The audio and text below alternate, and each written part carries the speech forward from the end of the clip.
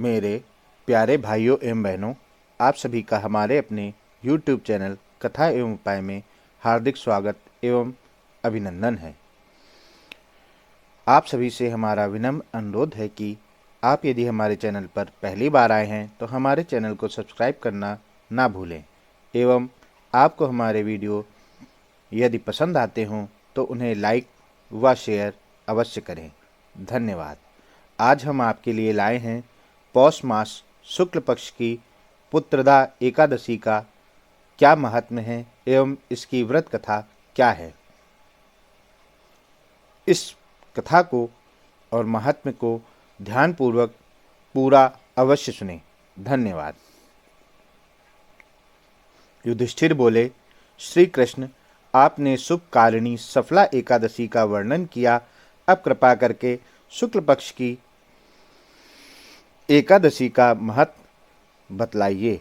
उसका क्या नाम है, कौन सी विधि है तथा उसमें किस देवता का पूजन किया जाता है।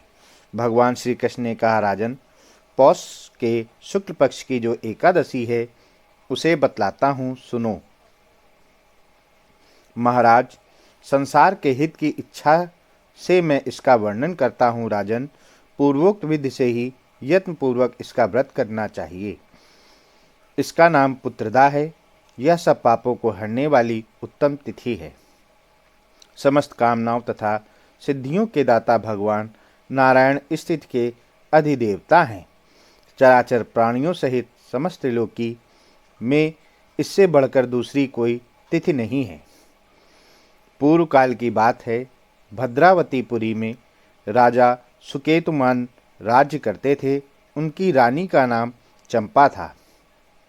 राजा को बहुत समय तक कोई वंशधर पुत्र नहीं प्राप्त हुआ, इसलिए दोनों पति पत्नी सदा चिंता और शोक में डूबे रहते थे। राजा के पितर उनके दिए हुए जल को शोकोच्छ्वास से गर्म करके पीते थे। राजा के बाद और कोई ऐसा नहीं दिखाई देता जो हम लोगों का तर्पण करेगा, या सोच सोचकर पितर दुखी रहते थे।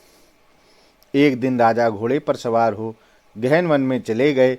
पुरोहित आदि किसी को भी इस बात का पता न था। मृग और पक्षियों से सेवित उस सघन कानन में राजा भ्रमण करने लगे।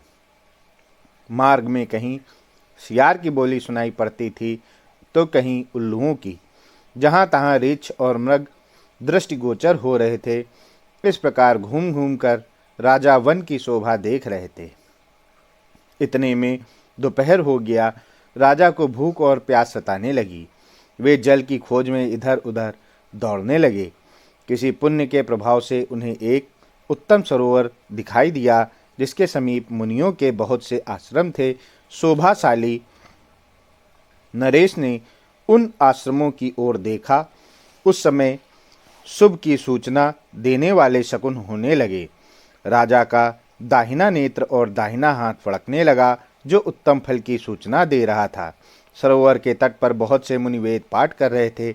उन्हें देखकर राजा को बड़ा हर्ष हुआ। वे घोड़े से उतरकर मुनियों के सामने खड़े हो गए और पृथक पृथक उन सबकी वंदना करने लगे। वे मुनि उत्तम व्रत का पालन करने वाले थे। जब राजा ने हाथ जोड़कर बारंबार दंडवत किया तब मुनि बोले, राजन, हम लोग तुम पर प्रसन्न हैं। राजा बोले, आप लोग कौन हैं, आपके नाम क्या हैं तथा आप लोग किस लिए यहाँ एकत्रित हुए हैं, यह सब सच सच बताइए। मुनि बोले, राजन, हम लोग विश्वदेव हैं, यहाँ स्नान के लिए आए हैं। माघ निकट आया है। आज से 5वें दिन माघ का स्नान आरंभ हो जाएगा। आज ही पुत्रदा नाम की एकादशी है, जो व्रत करने वाले मनुष्यों को पुत्र देती है। राजा ने कहा, विश्व देवगण, यदि आप लोग प्रसन्न हैं तो मुझे पुत्र दीजिए। मुनि बोले, राजन, आज के ही दिन पुत्रदा नाम की एकादशी है। इसका व्रत बहुत विख्यात है। तुम आज इस उत्तम व्रत का पालन करो।